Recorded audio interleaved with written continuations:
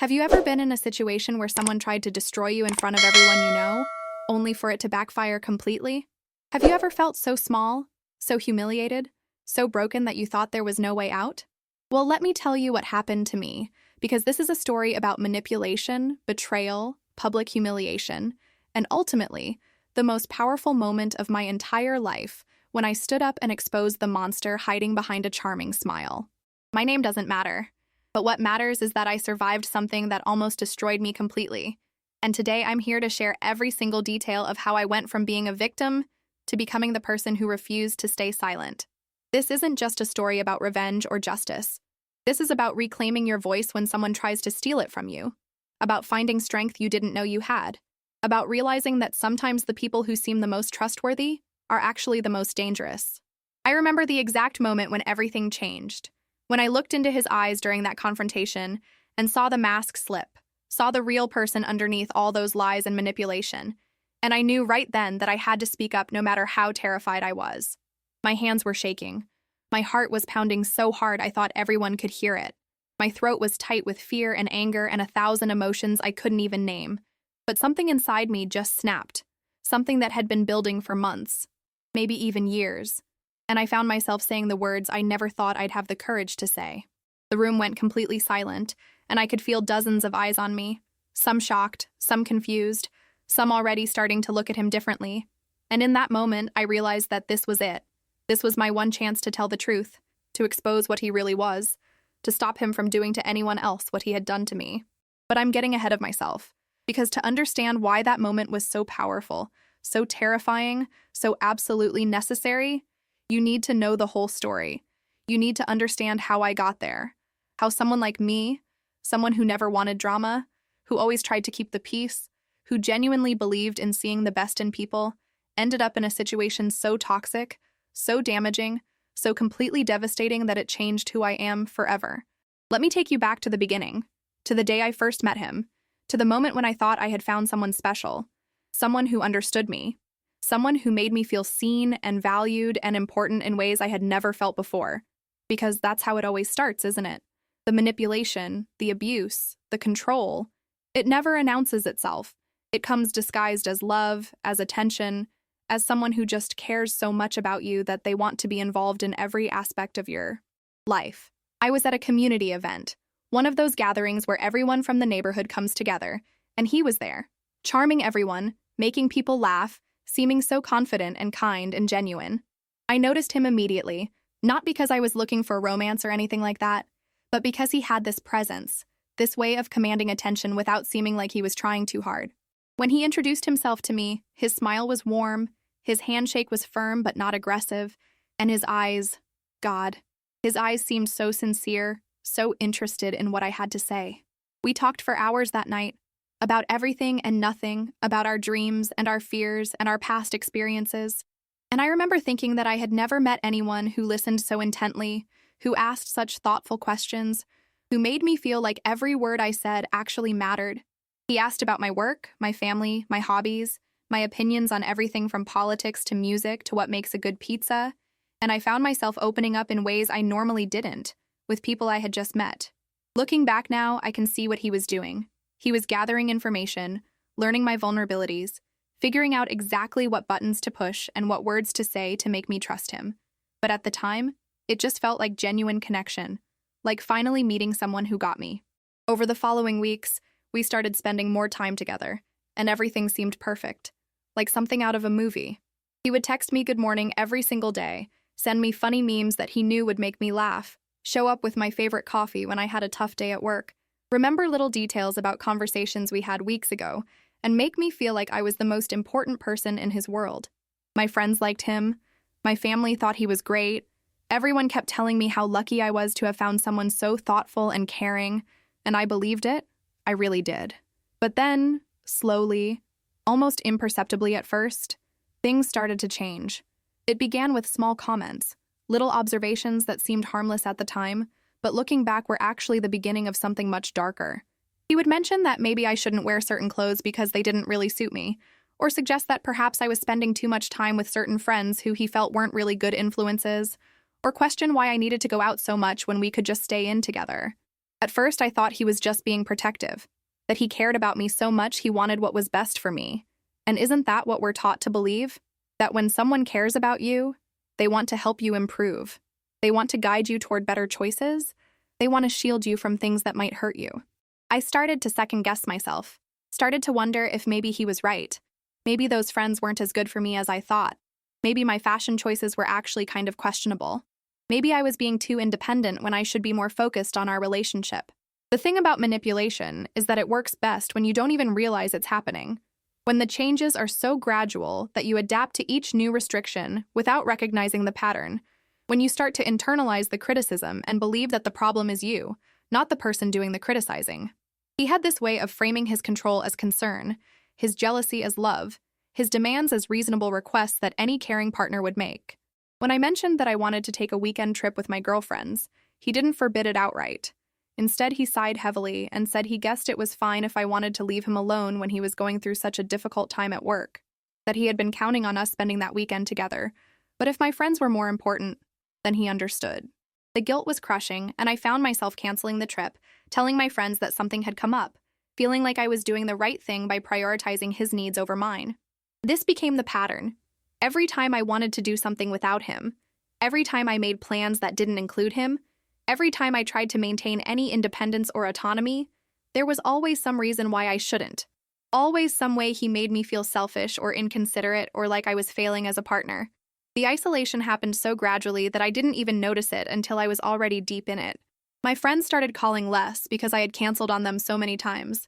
My family started to worry because I seemed different, quieter, less like myself. But whenever they expressed concern, he was right there with a reasonable explanation, telling them that I was just stressed with work, that I was going through something and needed space, that he was taking care of me, and they didn't need to worry. He positioned himself as my protector, the one person who truly understood me and had my best interests at heart. And because everyone had liked him so much at the beginning, because he was so good at presenting this caring, concerned facade, they believed him.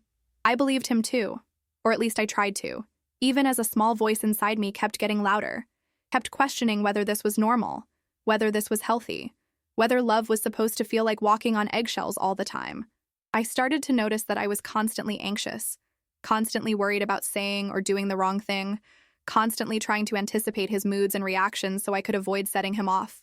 Because yes, there were moods, there were reactions, there were moments when the mask would slip just a little and I would see something underneath that scared me, something cold and calculating and cruel. He never hit me. I want to be clear about that. The abuse wasn't physical, but emotional abuse leaves scars too. Invisible ones that sometimes take even longer to heal. He would give me the silent treatment for days if I did something that displeased him, refusing to tell me what was wrong, making me beg and plead and apologize for things I didn't even understand I had done wrong. He would make subtle digs about my intelligence, my capabilities, my worth, always framed as jokes or observations or constructive criticism, always delivered with a smile that didn't quite reach his eyes. He would tell me that no one else would put up with me the way he did, that I should be grateful he was patient enough to deal with all my issues and insecurities and flaws. He convinced me that I was lucky to have him, that without him I would be lost and alone and unable to function, and God help me, I started to believe it. My self-esteem, which had never been particularly high to begin with, plummeted to nothing. I looked in the mirror and saw someone weak, someone broken, someone who couldn't do anything right, someone who deserved the treatment I was getting because clearly there was something fundamentally wrong with me. Have you ever felt like that? Have you ever been so deep in someone's manipulation that you couldn't see the truth anymore? Comment below if you've experienced something similar, because I want you to know that you're not alone, that what happened to me happens to so many people, and it's not your fault. It's never your fault. The escalation continued over months, and what started as subtle manipulation became increasingly overt control. He wanted to know where I was at all times, demanded access to my phone and social media accounts under the guise of transparency in relationships, questioned every interaction I had with anyone else, and created elaborate scenarios in his mind where I was somehow betraying him or lying to him or planning to leave him. The accusations became more frequent and more bizarre. He would convince himself that I was having an affair with a coworker based on absolutely nothing, then spend hours interrogating me about imaginary evidence, twisting my words, creating impossible logical loops where no matter what I said, it only proved his theory. I felt like I was losing my mind, like reality itself was becoming unstable, Like I couldn't trust my own memories or perceptions because he was so convincing, so certain, so able to make his delusions sound like facts. This is what they call gaslighting. And it's one of the most insidious forms of psychological abuse because it makes you doubt your own sanity, your own experiences, your own understanding of what's real and what isn't. I would remember conversations one way, and he would insist they happened completely differently. I would recall events that he claimed never occurred. I would have clear memories that he told me were false or exaggerated or misunderstood. After enough of this, you start to wonder if maybe you really are crazy, if maybe your brain really isn't working properly, if maybe you really can't trust yourself to know what's true. That's exactly where he wanted me, completely dependent on him to interpret reality for me, completely unable to trust my own judgment, completely convinced that without him to guide me, I would make terrible decisions and ruin my life. He became my entire world, not because I wanted it that way, but because he had systematically removed everything else, isolated me from everyone else, destroyed my confidence to the point where I felt incapable of functioning without him. My job performance suffered because I was so stressed and anxious all the time. I had trouble concentrating, trouble sleeping, trouble eating. My health was deteriorating, but he told me I was just being dramatic, that I was too sensitive, that I needed to toughen up and stop being so weak. The few times I tried to stand up for myself or suggest that maybe the relationship wasn't healthy, he would either explode in anger, making me feel terrified and small and sorry for even bringing it up, or he would break down crying, telling me how much I was hurting him, how he couldn't believe I would attack him like this when he had done nothing but love me and support me, how if I really cared about him, I would stop being so selfish and ungrateful. Both tactics worked equally well to shut me down, to make me feel like I was the problem, to force me back into submission and compliance. I became a shell of who I used to be, walking through life in a fog of confusion and fear and hopelessness, convinced that this was just what relationships were like, that everyone struggled like this, that the problem was me and my inability to be a good enough partner.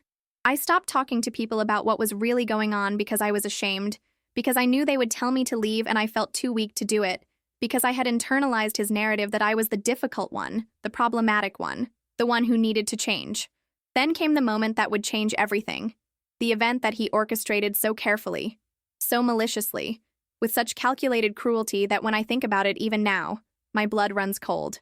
We were invited to a large gathering, a party hosted by mutual acquaintances, where many people from our community would be present, including people I used to be close with before he isolated me from them, including people whose opinions I cared about, including people who still thought he was this wonderful, caring, supportive partner. I should have known something was wrong when he insisted I come, when he was unusually enthusiastic about attending a social event that normally he would have found some reason to avoid or to make me feel guilty about wanting to go to. He spent days beforehand being unusually nice, unusually attentive, and I felt this brief, foolish hope that maybe things were getting better. Maybe we had turned a corner. Maybe all the horrible stuff was behind us. I chose my outfit carefully, wanting to look nice but also anxious about whether he would approve of my choices. And when he said I looked beautiful, I felt this rush of relief and gratitude that still makes me sick when I remember it now. The fact that a simple compliment from him could affect me so much, that I had become so dependent on his approval for any sense of self-worth. We arrived at the party, and he was immediately in his element, charming and funny and engaging, the life of the party, everyone drawn to him like moths to a flame. I watched him work the room and felt that familiar mixture of pride and unease. Pride that he was mine. Unease because I never quite knew when the other shoe would drop, when the private person who was cold and cruel would somehow leak through the public persona who was warm and wonderful. About an hour into the party, he suggested we play a game. One of those party games where everyone participates and shares stories or answers questions, and everyone thought it was a great idea because he presented it as harmless fun, a way to get to know each other better and share some laughs. I felt my stomach drop, even though I didn't know why, some instinct warning me that something was wrong. But I smiled and went along with it because what else could I do? How could I object without seeming like I was being difficult or antisocial or ruining everyone's good time? The game started innocently enough, with people sharing funny anecdotes and embarrassing moments from their past, everyone laughing and enjoying themselves, the atmosphere light and playful. Then it was his turn, and he stood up with this expression on his face that I recognized, that cold, calculated look that he usually reserved for when we were alone, and I knew in that moment that whatever was about to happen was going to be bad.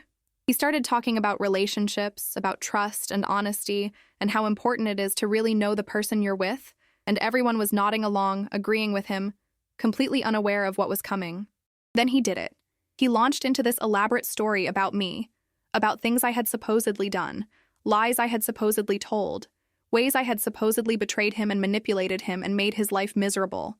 He talked about how I had been cheating on him, how I had been stealing from him, how I had been spreading rumors about him behind his back, how I had been emotionally abusing him for months and playing the victim whenever he tried to stand up for himself.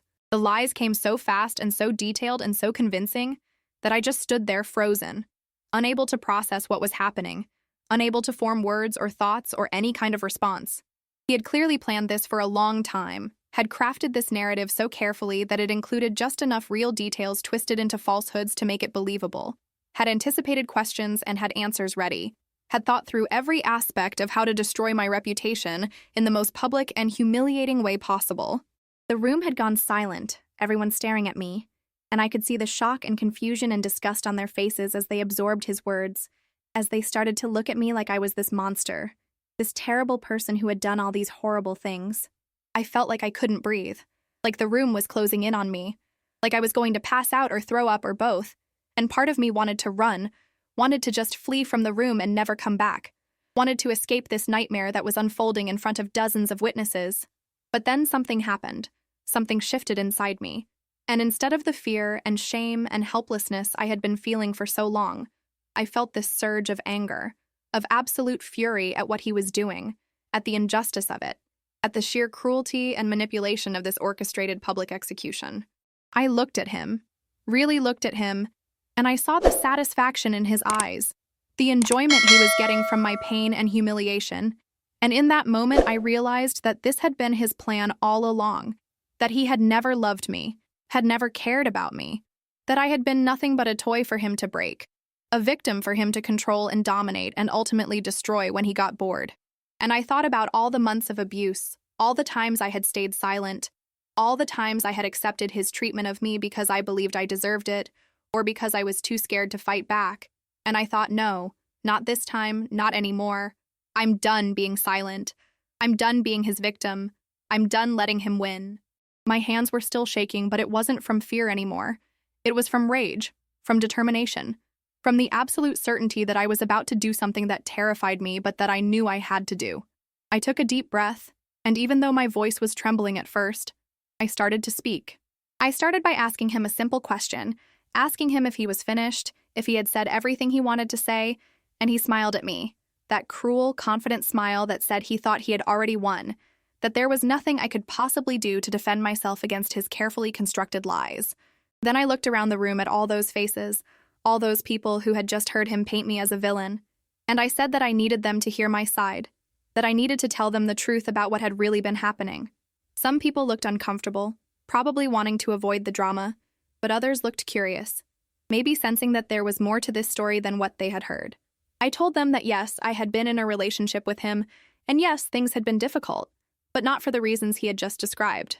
I started talking about the control, about how he had isolated me from my friends and family, about how he had monitored my every move and demanded access to my private communications, about how he had made me feel like I was crazy and worthless and unable to function without him. I talked about the emotional manipulation, the gaslighting, the way he had systematically broken down my self-esteem until I believed I deserved the way he treated me. I could see him starting to look less confident, starting to realize that I wasn't just going to accept his narrative, that I was actually going to fight back. And I could see some people in the room starting to look at him differently, starting to question the story he had told. But I wasn't done, not even close, because I had spent months gathering evidence without even really knowing why. Screenshots of his cruel messages, recordings of his verbal tirades that I had made on my phone when things got really bad, testimony from the few friends who had witnessed his behavior before he managed to isolate me completely. I pulled out my phone and I started showing people the evidence, the messages where he called me horrible names, the voice recording where he screamed at me for hours about imagined slights, the texts to my friends where they expressed concern about how much I had changed since being with him. I watched his face go from confident to concerned to genuinely afraid as he realized that I had proof, that I wasn't just making accusations based on he said, she said, that I had actual documented evidence of his abuse. He tried to interrupt, tried to claim the evidence was taken out of context or that I had manipulated it somehow. But his voice had lost that commanding confidence. He sounded defensive and desperate, and the people in the room could hear it. I kept going. I told them about every lie he had just told about me, and I systematically dismantled each one with facts and evidence and logic. The supposed cheating? I had been at work during the times he claimed I was with someone else, and I had colleagues who could verify it. The supposed stealing? I showed bank statements proving that if anything, I had been the one supporting both of us financially. The supposed rumors I had been spreading? I barely talked to anyone anymore because he had isolated me so effectively. With each lie I exposed, with each piece of evidence I presented, I could feel the energy in the room shifting, could see people starting to look at him with suspicion and disgust, could hear the whispers starting as people realized they had almost been fooled by a very skilled manipulator. But the most powerful moment came when I started talking about why he had done this, why he had orchestrated this public humiliation. I told them that I had finally found the courage to end the relationship, that I had told him the day before that I was leaving him, that I couldn't take the abuse anymore and I was done. I told them that this party, this whole elaborate show, was his revenge, his way of trying to destroy my reputation and isolate me even further, so that when I left, I would have nowhere to go, no one to turn to, no support system left because everyone would believe I was the monster he had painted me to be. I told them that this was what abusers do when they start to lose control. They escalate, they lash out, they try to destroy their victim in any way they can because the thought of their victim escaping and living a happy life without them is unbearable to them. And I looked directly at him and I said that I saw him. I really saw him now. Not the charming facade he showed the world, but the cruel, manipulative, damaged person underneath, and that I refused to be his victim anymore. That I refused to let him define me or destroy me or take away my voice. The room was completely silent except for my voice, and I could see some people crying, some people nodding, some people looking at him with absolute horror as they realized what he had tried to do. He tried one last time to defend himself, to spin the narrative back in his favor, but his words sounded hollow and desperate now, and no one was buying it anymore. Some people started confronting him directly, people who had known him for years and were devastated to learn what he really was. People who felt guilty for not seeing the signs earlier. People who were angry that he had tried to manipulate them into being part of his scheme to destroy me. He started to realize that he had lost, that his plan had backfired spectacularly, that instead of destroying me, he had exposed himself. And I watched as the mask finally fell away completely, and I saw raw anger and hatred in his eyes, the real person he had been hiding all along. He left the party shortly after, but not before several people had made it clear that they wanted nothing to do with him anymore, that they were disgusted by his behavior, that they would be supporting me in whatever way I needed. After he was gone, I collapsed into a chair, the adrenaline that had been keeping me upright suddenly draining away, leaving me shaking and exhausted and overwhelmed by what had just happened. People came up to me, apologizing for not seeing it sooner, offering support, asking what they could do to help, and I felt this incredible mixture of relief and grief and empowerment and trauma all at once. The aftermath of that night was complicated and messy and difficult in ways I hadn't anticipated. There was the initial high of having exposed him, of having stood up for myself, of having been believed and supported.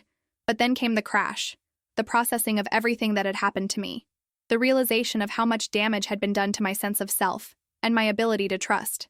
I started therapy immediately, and it was one of the hardest things I've ever done. Sitting in that office and really confronting the reality of the abuse I had endured, the ways it had changed me, the trauma responses I had developed, the work I would need to do to heal. My therapist helped me understand that what I had experienced was domestic violence, even though he never hit me, that emotional and psychological abuse are just as real and just as damaging as physical abuse, that I wasn't weak or stupid or somehow to blame for what happened to me. She explained that abusers are often highly skilled manipulators who specifically target people with certain vulnerabilities, who are experts at creating situations where the victim feels trapped and powerless, who are so good at presenting a false public persona that even mental health professionals can be fooled by them. Learning this was both validating and devastating. Validating because it meant I wasn't crazy. My experiences were real and recognized and understood. Devastating because it meant accepting that someone had deliberately chosen to hurt me, had calculated and planned and executed a campaign of psychological warfare against me for their own sick satisfaction. I had to grieve for the time I had lost, for the person I used to be before him, for the relationships that had been damaged or destroyed by his isolation tactics, for the innocence and trust I would never fully get back. But I also had to learn to forgive myself, to understand that staying in an abusive relationship doesn't make you weak, that the complex psychological mechanisms that keep people trapped are powerful and real, that leaving is a process, not a single moment, and that it often takes multiple attempts before someone can finally break free. I had to relearn how to make decisions without second-guessing myself, how to trust my own perceptions and judgments, how to recognize red flags in people's behavior, how to set and maintain healthy boundaries. I had to rebuild my sense of self-worth from the ground up, to remember who I was before him, and to figure out who I wanted to be going forward, to reclaim the parts of my identity that he had tried to strip away, and to create new parts that were stronger and wiser and more resilient. The people who had witnessed what happened that night became an incredible support system, checking in on me regularly, inviting me to social gatherings, helping me slowly reintegrate into a social life, never pushing but always letting me know they were there when I was ready. Some of them shared their own stories of manipulation and abuse, and I realized how common these experiences are, how many people are suffering in silence, how important it is to speak up and expose abusers rather than protecting them or making excuses for them. In the weeks and months after the confrontation, I learned that I wasn't his only victim, that there had been others before me who had similar experiences with him, but who had stayed silent out of fear or shame or because they didn't think anyone would believe them. Some of them reached out to me after hearing what happened, thanking me for having the courage to expose him publicly, sharing their stories with me, and together we formed this informal support network, helping each other heal and process and move forward. It was painful to hear their stories and to realize the pattern of his behavior, the way he repeated the same tactics with each new victim. But it was also empowering to know that by speaking up, I had potentially saved future victims from going through what we had all endured. There were legal considerations, too. Questions about whether what he had done constituted slander or defamation, or some form of harassment. But ultimately, I decided that the public exposure and loss of his social standing was consequence enough, that dragging it through the courts would only prolong my connection to him and delay my healing. Some people disagreed with that choice, thought I should pursue legal action to set an example or to prevent him from doing this to someone else, and I respected their perspective even though I chose differently for myself. The important thing I learned was that there's no one right way to respond to abuse, that every victim gets to make their own choices about how to heal and move forward, that what works for one person might not work for another, and that supporting victims means respecting their autonomy and their decisions rather than imposing your own ideas about what they should do. I also learned that healing isn't linear, that there were days when I felt strong and empowered and proud of myself for standing up to him, and other days when I felt broken and scared and full of doubt about whether I had done the right thing. I had nightmares about him for months, would sometimes see someone who looked like him in public and feel my heart start racing, and my hands start shaking before I realized it wasn't him. I had to learn to recognize and manage my trauma responses, the hypervigilance, the anxiety, the difficulty trusting people, the tendency to fawn or people-please as a survival mechanism. But slowly, so slowly that sometimes I didn't even notice it was happening, I started to heal, started to feel like myself again, started to remember what it felt like to laugh without fear, to make plans without asking permission, to exist in the world as a whole person, rather than as someone's possession or victim. One of the most important parts of my healing was reclaiming my story, understanding that what happened to me doesn't define me, but it is a part of me, that I can acknowledge the pain and trauma without letting it consume my entire identity. I started writing about my experiences, not just for myself, but to share with others who might be going through similar situations, to let them know they're not alone, to give them hope that it's possible to escape and to heal and to build a life worth living. I started volunteering with domestic violence organizations, using my experience to help others recognize the signs of abuse, supporting them through the difficult process of leaving, advocating for better resources and support systems for victims. This work has been incredibly meaningful to me, has helped transform my trauma into purpose, has shown me that sometimes the worst things that happen to us can become the source of our greatest strength and our most important contributions to the world. I've met so many survivors, heard so many stories, and what always strikes me is how similar the patterns are, how abusers across all demographics and backgrounds use the same tactics, how the mechanisms of control and manipulation are remarkably consistent even if the specific details vary. I've also learned how crucial it is that we as a society get better at recognizing and responding to emotional and psychological abuse, that we stop minimizing it or dismissing it as relationship drama, That we understand it's not about what happens in the heat of an argument, but about systematic patterns of control and domination designed to strip away someone's autonomy and sense of self. I've learned that we need to stop asking victims why they didn't just leave and start asking abusers why they chose to abuse. That we need to stop focusing on the victim's behavior and start holding abusers accountable for their choices. That we need to create a culture where speaking up about abuse is supported and believed rather than doubted and dismissed. Looking back now at that night when I stood up in front of everyone and exposed him for what he really was, I see it as the moment my life split into before and after, the moment when I reclaimed my voice and my agency and my sense of self. It was terrifying and painful and one of the hardest things I've ever done, but it was also necessary and empowering and ultimately healing. I don't regret it, even though the aftermath was difficult, even though I still carry scars from what he put me through, because staying silent would have been worse. Letting him win would have been worse. Continuing to live as a victim would have been worse. Today, I'm in a completely different place than I was during that relationship. I've done the work to heal, to understand myself better, to recognize my patterns and triggers, to build healthier relationships based on mutual respect and genuine care. I've learned to trust myself again, to value my own perceptions and judgments, to set boundaries and maintain them without guilt, to recognize red flags early and act on them rather than ignoring them and hoping things will improve. I've learned that love should never make you feel small or worthless or afraid, that healthy relationships should add to your life rather than consuming it, that the right person will enhance your autonomy rather than trying to control it. I've learned that I'm stronger than I ever thought possible, that I can survive things I didn't think I could survive, that I can speak truth to power even when my voice is shaking, that I can stand up for myself even when I'm terrified of the consequences.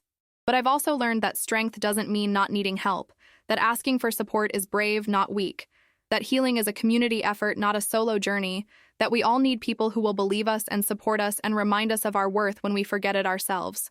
I want to be clear that my story isn't meant to suggest that every victim of abuse should confront their abuser publicly, or that this is the right approach for everyone, because it's not. Because every situation is different and safety has to be the top priority always. Some abusers are physically dangerous, and confronting them could lead to violence. Some victims aren't in a place emotionally or psychologically where they're ready to speak up. Some situations require different strategies for escape and healing.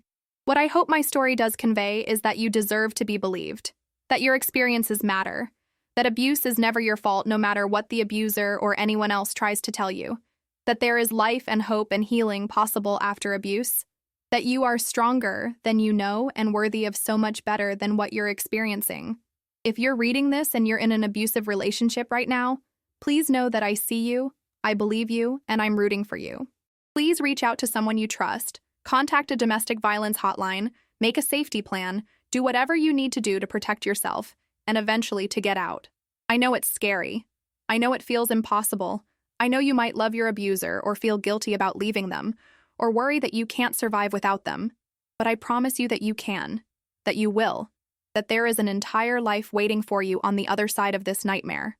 And if you're reading this and you've already left an abusive relationship, if you're in the healing process right now, please be patient and gentle with yourself. Healing takes time, there will be setbacks and hard days, but you're doing the work, and that's what matters. Celebrate the small victories, the days when you make a decision without second-guessing yourself, the moments when you realize you're laughing freely without fear, the times when you recognize you're thinking about the future with hope instead of dread. You're not broken, you're healing, and that's one of the bravest things a person can do. I also want to speak to those of you who might see yourself in his behavior rather than in mine, who recognize that you've engaged in patterns of control or manipulation in your relationships. If that's you, I want you to know that acknowledging this is the first step toward change, that it's possible to unlearn these behaviors and develop healthier ways of relating to people, but it requires honesty, humility, professional help, and genuine commitment to change. It requires understanding that your behavior is your responsibility, that your pain or trauma or insecurity doesn't excuse hurting others, that love is not possession and relationships are not about power and control. I hope you'll seek help, do the work, and become someone who adds value to people's lives rather than diminishing them. Now, I want to ask you something. I want to know if this story resonated with you, if you've experienced something similar, if you know someone who might be going through this right now. Have you ever been in a relationship where you felt controlled or manipulated or like you were losing yourself? Have you ever had to stand up to someone in a situation where everything was stacked against you? Share your thoughts and experiences in the comments below because your story matters, because someone else reading these comments might need to hear that they're not alone, because we create change by speaking up and supporting each other and refusing to stay silent about abuse. Understanding these patterns of manipulation and control is so important because it helps us protect ourselves and our loved ones. It helps us recognize warning signs early. It helps us create a society where abuse is less tolerated and less common. If this story touched your heart, if it made you think about relationships differently, if it gave you hope or validation or courage, please leave a like on this video because it helps more people find this content. It helps spread awareness about emotional abuse. It helps other survivors know they're not alone. And if you want to hear more stories like this, stories about resilience and survival and finding strength in the darkest moments, please subscribe to I Live to Tell and hit that notification bell so you never miss a video. This channel is dedicated to sharing real stories from real people who have survived incredible challenges and come out stronger on the other side, and your support means everything. Remember that you have power, you have worth, you have the right to be treated with respect and dignity, and you deserve relationships that lift you up rather than tear you down. Thank you for listening to my story. Thank you for being part of this community. And remember that whatever you're going through, you are not alone. Stay strong, stay safe, and keep fighting for the life you deserve.